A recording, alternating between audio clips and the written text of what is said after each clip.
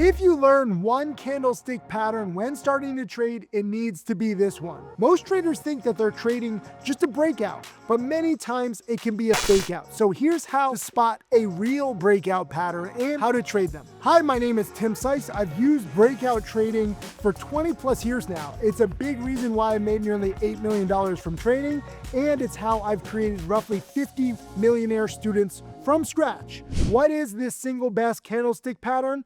First green day plays, okay? Here's what it looks like on a chart. Just as an example, you're looking for these plays that finish strong at the end of the day. There's a momentum shift, there's a lot of buyers, there's price discovery, there's company discovery, okay? The first green day, specifically on small cap stocks and micro cap stocks, is a big legitimizer for these stocks to be bought. Most penny stocks, most micro caps, small cap stocks, they go nowhere because these companies don't have enough cash, they don't have the momentum, they don't have the odds in their favor. But when you have a first green day, especially with a solid press release, that leads to traders seeing, wow, wait a minute, this stock could keep going. Any stock that spikes big over several weeks and several months starts with one day. That's how it gets on traders' radars. That's how it gets on investors' radars. So think about the psychology behind this pattern, okay? Humans are slow to react. Frankly, they're not looking at small caps or micro caps. They're looking to invest in companies like Amazon or Tesla or Intel or Nvidia, all these big companies that get all the headlines. Small companies struggle to get attention. So this first green day, when a stock really builds, when there's a big percentage gain, a lot of volume, the momentum starts and it becomes a self-fulfilling prophecy. This works for small companies and it's great for people with small accounts. That's why I love this pattern, because you're not risking a lot of capital. Why?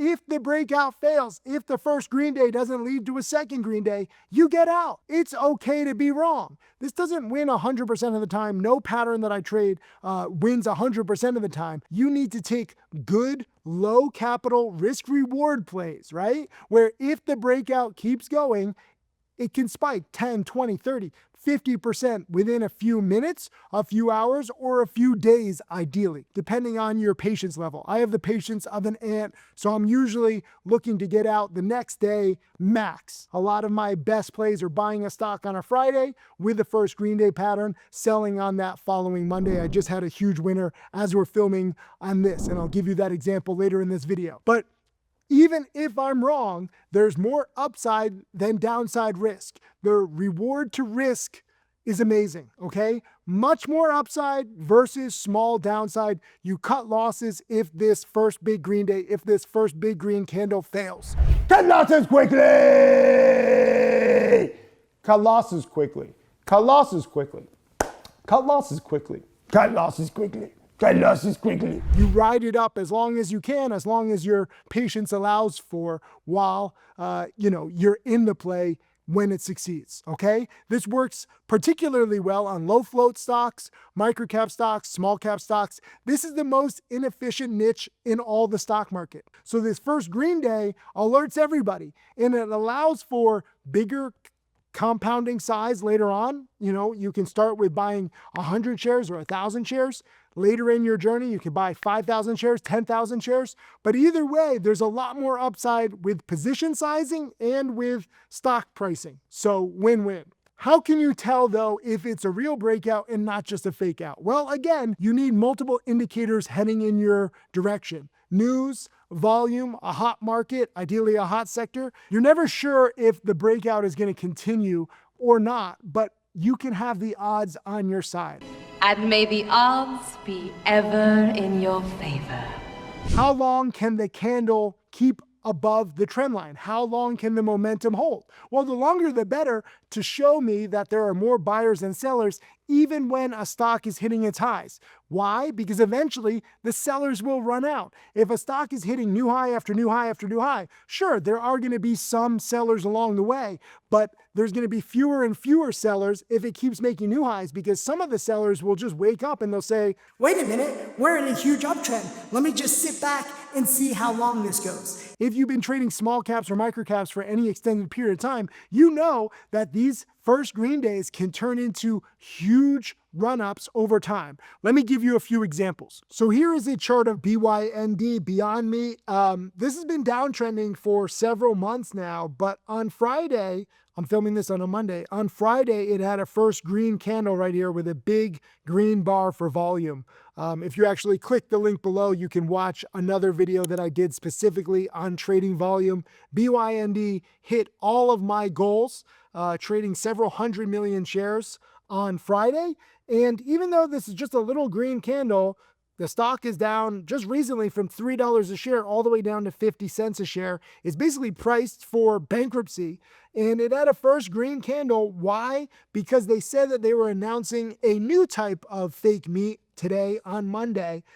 So I made a little over $2,000 buying this stock on the first green day candle, just a little over 60 cents a share. I sold it today as I'm filming this on a Monday. Over the weekend, this has been one of my most consistent strategies, and I made over 60% on my position just by buying the first green day and selling the next day. They also came through and they introduced new fake steak meat. So, you know, there's potential for this company to turn around, but whether or not it turns around, it's a low price stock with a momentum shift. So you can see the first green candle led today's even bigger green candle with even more volume. The stock today, I'm filming this after the market closed, it's traded 1 billion shares today. So on Friday, it traded 400 million shares. Today, over 1 billion. The turnaround is in full effect. Whether this fake steak meat turns out to be anything big or not, I don't care. It was already uptrending on Friday. It was a strong first green day with an upcoming news catalyst. And sure enough, this led to day 2. All right, quick little insert here because it's been a few weeks since I actually made this video, and now we have some nice hindsight analysis. And the one benefit of hindsight analysis is that you can look and see what the stocks do long after the fact. Now, here we are, you know, weeks later after I made this initial video, we're still at around $1 a share. But in the 3 trading days after that first green day, the stock actually hit nearly $8 a share. This doesn't look like much on the chart. This is actually looking like a rather pitiful first green day, even though it is. This was the first green day that I was buying with the upcoming news, where they teased it coming on Monday. This was where I was selling at around $1 a share. And then just 2 trading days later, it went to over $7 a share. So this does not happen every time. This happens rarely, but it does happen. This is the tremendous upside potential of the first green day pattern, especially to end 2025 as we head into 2026. There's way too many short sellers. They love betting on lower prices, especially on, you know, failing companies like BYND. When they all group together, as they usually do, because they're in these groupthink, toxic, leopard Discord chat rooms, they push prices down very, very harshly. But when they're wrong, they get squeezed. And this is a beautiful short squeeze. This is one of the best short squeezes that I've seen. And a lot of my students banked, especially one of my upcoming students, Don Juan. I got to give him props.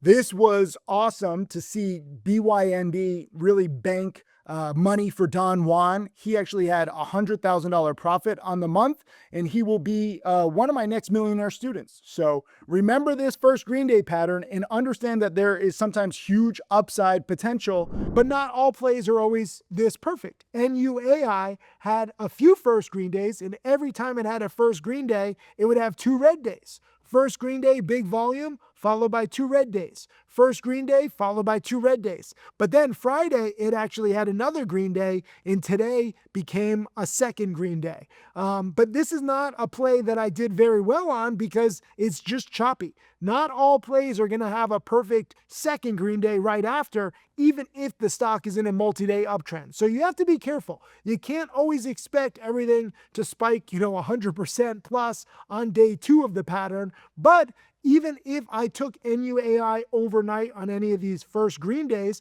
I simply would have cut losses. That's what I'm talking about. BYND was a huge winner for me, making 60% plus. If it didn't break out, I simply would have cut losses and lost 5 or 10%. But if you can win more times than you lose, and your wins are much bigger than your losses, you will bank. But before I show you how I spot and trade breakouts, I actually share my top 5 day trading setups in this video. So please be sure to watch it after this one. So looking at how I traded BYND, I'm buying the stock at the end of the day on a Friday. The upcoming news is coming the next day. The volume is huge. The stock is oversold and we're in a hot market. So for me, that all lined up to a good trade. NUAI also had some good news. They're in a hot sector. They're in AI. They had the first green day with the big volume, but they have a history of not following through on day two. So again, you have to try to judge. You can be right on some, you can be wrong on some, but the key is that your bigger winners overwhelm any of your smaller losers.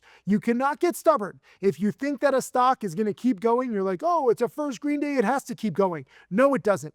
Any stock can fail. And if you understand that, if you play it safe and you cut losses 1%, 2%, 3%, 5%, maximum 10%, sometimes you're going to win more times than not, especially if you're disciplined and you get experience. More times than not, you will win 10%, 20%, 30% gains, and those will overwhelm any kinds of losses. I use multiple indicators, so I always refer back to the Sykes sliding scale. I have a separate video on that. You should know about these indicators. I don't just use one indicator. It's not just about the volume. It's not just about the news. It's the news, it's the volume, it's the market, it's the sector, it's the time of day, it's your personal schedule too. You have to think about all of this. This all impacts your trading. And again, no matter what kind of preparation you have, no matter how good a stock looks, you can lose on any play. You have to stay conservative. If you ever get too cocky, the market will humble you. So be very careful. If you want to place a stop loss, use it if it fails to hold the breakout. If the breakout fails for any reason, you cut your losses. You should go into the trade with a profit target and you're trying to hold for the ride up. It's kind of like riding a bull. How long can you hold on and what is your profit target? And if you want to learn directly from me and my millionaire students who are now helping me mentor other people, join my trading challenge. This video has a few examples. This is very good. This is a good start. You start to learn my indicators and see what works and what doesn't work, but it's nonstop education in my trading challenge. There's always new plays, there's new patterns, there's new markets. You have to stay on top of the trend. That way you can truly capitalize. I want more millionaire students. So please keep learning, keep trading, and I'll see you in the next video.